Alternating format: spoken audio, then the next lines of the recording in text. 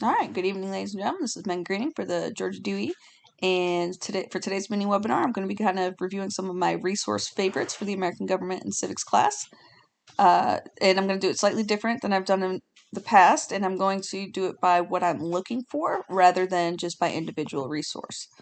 So, first and foremost, obviously, we have the Georgia DOE with everything that they have to offer. You've got standards all the way through differentiation reports, new platform on Georgia Inspire.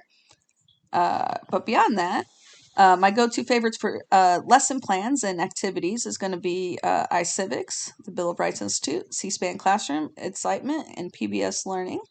And those are all going to offer full fleshed out lesson plans that you can look into for a variety of topics.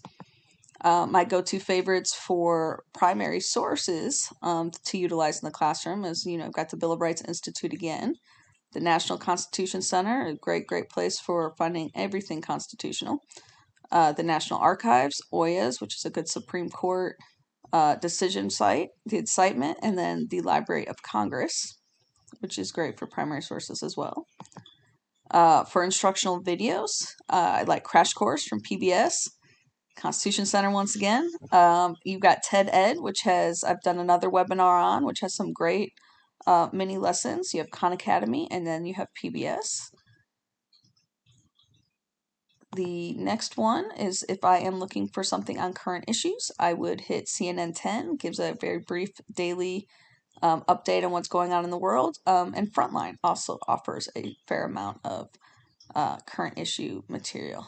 Remember to always check with of that first before you play it before your classroom, just to be sure. And then finally, my go-to favorites for some sort of games, whether they're review games or civic focus games, are going to be iCivics, Quizzes, and Kahoot. All of them get my students very engaged in different ways. These are more test-like questions, and iCivics is going to be more of an interactive situational type games that the kids can play. All right, so that's just a few of my favorite things.